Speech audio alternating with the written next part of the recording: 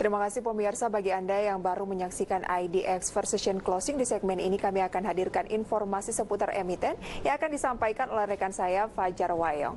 Halo rekan Fajar, selamat siang. Ya, siang Prisa. Ada informasi emiten apa hari ini? Dari sektor perbankan hari ini saya sudah siap sampaikan terkait dengan kinerja di tahun lalu.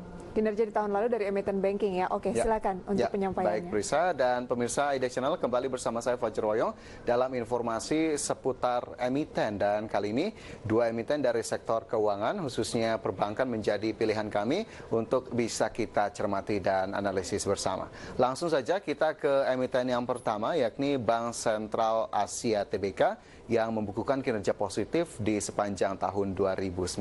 Langsung saja kita ke informasi pertama terkait dengan top line dari Bank Sentral Asia atau dari sisi pendapatan. Di mana jika kita lihat pemirsa, berdasarkan laporan keuangan yang sudah dipublikasikan oleh perusahaan atau BCA pada tahun 2018 atau satu tahun sebelumnya, kita cermati bersama terlebih dahulu, di mana pendapatan bunga tercatat senilai 56,76 triliun rupiah.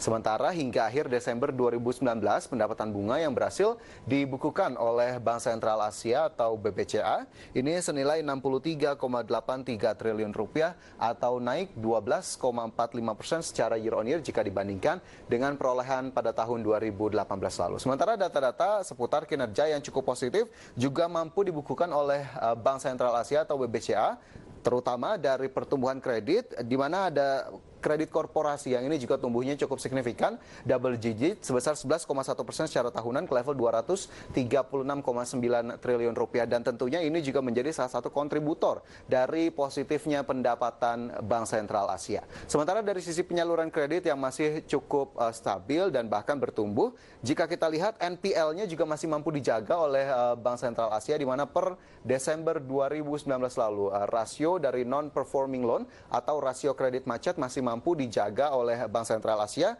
di level 1,3%, dan jika kita bandingkan dengan tahun 2018 lalu NPL berada di level 1,4%. Ini berarti terjadi perbaikan dari tahun ke tahun. Positifnya pendapatan yang didukung oleh penyaluran kredit yang cukup baik serta terjaganya rasio NPL ini juga akhirnya menjadi salah satu kontributor positif bagi pendapatan operasional secara keseluruhan dari Bank Sentral Asia Tbk, di mana pendapatan operasional ini juga tercatat naik 13,6% secara tahunan dari tahun 2018, dan BCA mampu mengantongi pendapatan operasional di akhir Desember 2019 lalu senilai 71,6 triliun rupiah. Raihan yang cukup positif dari sisi top line dan sepertinya masih cukup strong untuk kinerja Bank BCA di tahun 2019 lalu. Sementara dari pendapatan bunga yang masih cukup positif, kita coba lihat juga bagaimana kemudian dengan bottom line dari Bank Sentral Asia.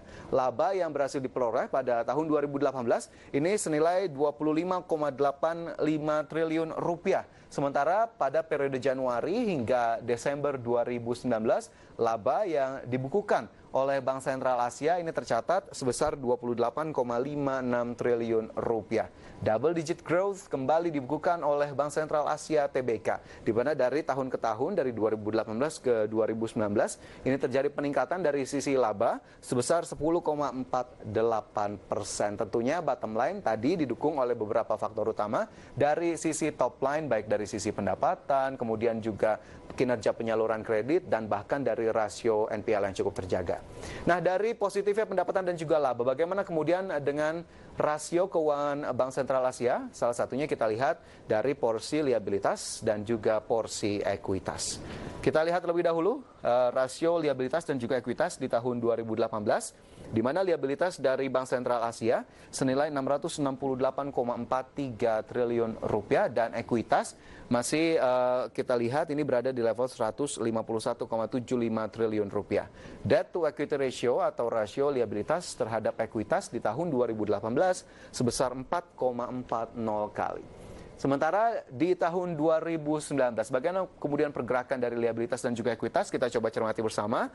Liabilitas ini sedikit mencatatkan kenaikan ke level 740,06 triliun rupiah, sementara ekuitas sepertinya masih belum cukup untuk mengimbangi kenaikan dari sisi liabilitas, di mana ekuitas hanya mampu bergerak sedikit meningkat ke level 174,14 triliun rupiah. Dan jika kita lihat, ini debt to equity ratio berada di level 4,24 kali. kali. Meskipun memang ekuitas masih begitu kecil peningkatannya, tapi debt to equity ratio masih mampu terjaga di kisaran level 4 kali hingga akhir tahun 2019.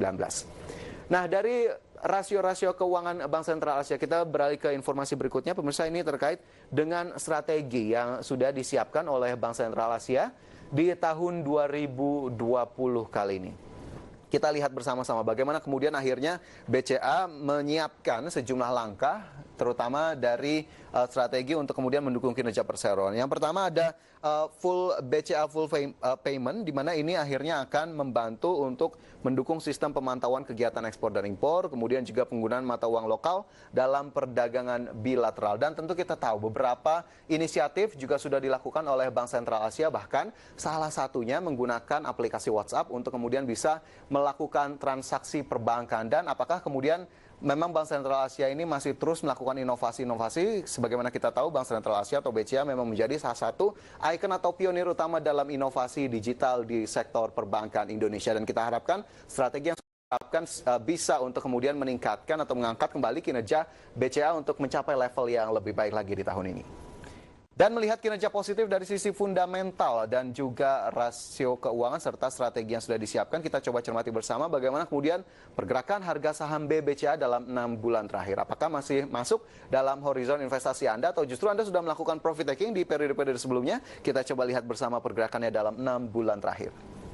Di mana pada Oktober 2019 harga saham BCA berada di level 31.450 dan masih bergerak mendatar saja di November 2019 ke level 31.400 rupiah per saham. Sementara pada Desember 2019 ini terlihat terjadi kenaikan dari harga saham BCA ke level Rp33.425 per saham. Namun sayang sekali harus kembali mencatatkan level yang lebih rendah pada bulan-bulan berikutnya. Kita lihat di Januari 2020 Rp32.400 dibukukan untuk harga saham BCA, sementara di Februari kembali melanjutkan pelemahan ke level Rp31.450. Seiring sentimen negatif yang masih terus mendera baik pasar modal global ataupun domestik, dan salah satunya saham BCA yang juga masuk dalam kategori big caps ini menjadi penekan utama dari indeks dan harus mengalami penurunan yang cukup tajam. Dan bahkan sampai dengan Maret 2020 harga saham BCA sudah menyentuh level Rp30.400 per saham. Apakah level-level saat ini masih cukup menarik untuk bisa Anda akumulasi? Lagi-lagi kami kembalikan keputusan investasi kepada masing-masing dari Anda.